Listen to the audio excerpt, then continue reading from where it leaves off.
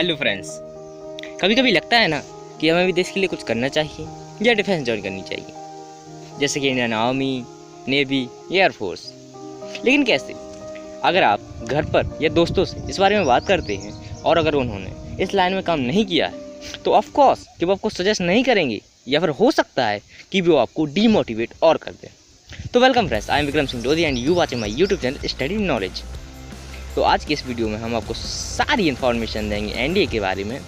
और अगर बात हो देशभक्ति की, तो देश के लिए कुछ करने का जज्बा सब में होता है, लेकिन सबको जताने का तरीका अलग अलग होता है। जैसे कि कोई टाइम पर टैक्स वर्कर या कोई देश की सेवा के लिए और सुरक्षा के लिए बॉर्डर पर खड़ा होकर।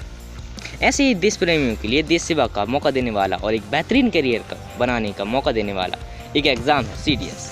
इसे क्लियर कर आप इंडियन आर्मी, नेवी, एयरफोर्स जैसी सेनाओं का हिस्सा बनने का मौका पा सकते हैं। तो आज की इस वीडियो में हम आपको एनडीए से जुड़ी सारी इंपॉर्टेंट इन्फॉर्मेशन देने वाले हैं, तो इस वीडियो को आखिर तक देखते रहिए। तो सबसे पहले जानते हैं सीडीएस क्या है। सीडीएस का पूरा नाम कंबाइंड डिफेंस सर्विस होता है और इस एग्ज़ाम को क्वालिफाई करने के बाद कैंडिडेट को इंडियन आर्मी, इंडियन एयरफोर्स और इंडियन नेवी में जॉब मिल जाती है और आप भारतीय सेना में एक रिस्पेक्टेबल ऑफिसर बन सकते हैं।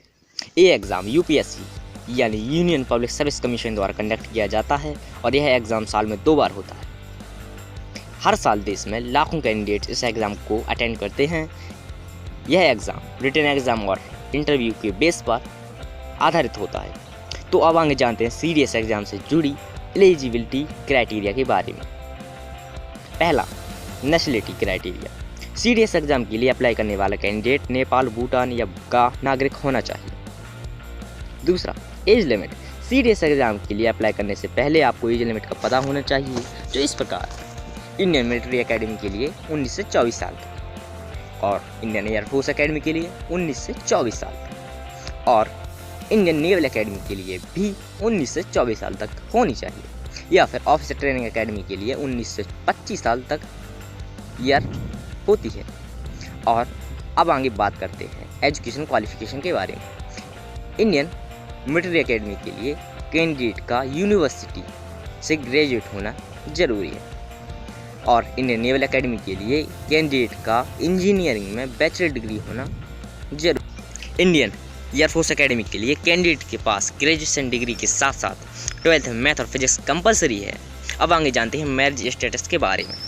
इंडियन मिलिट्री एकेडमी के लिए कैंडिडेट का अनमैरिड होना जरूरी है और इंडियन नेवल एकेडमी के लिए भी कैंडिडेट का अनमैरिड होना कंपलसरी है और इंडियन एयरफोर्स एकेडमी के लिए अनमैरिड और मैरिड कैंडिडेट्स बोथ होते हैं। अब आगे जानते हैं फिजिकल एलिजिबिलिटी के बारे में। सीडीएस एग्ज़ाम को क्रैक करने के लिए आप फिजिकल और मेंटली फिटनेस अच्छी होनी चाहिए, जिसमें आइज़, वेट, हाइट से रिलेटेड कंडीशन अच्छी होनी चाहिए, जिसके लिए आप यूपीएससी की ऑफिशियल वेबसाइट भी चेक कर सकते हैं। अब आगे जानते हैं कि सीडीएस एग्ज़ाम को क्लियर करने के लिए आपको कौन कौन सी स्टेज को क्लियर करना होता है। पहला, रिटन टेस्ट को क्वालिफाई करें। दूसरा, इंटरव्यू में अपीयर होना चाहिए।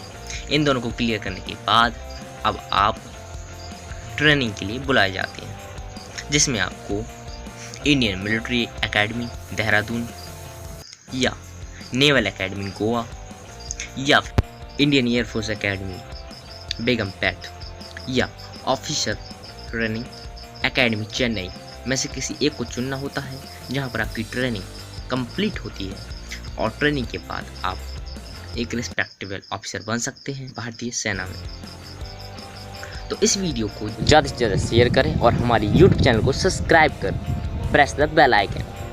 राधे राधे।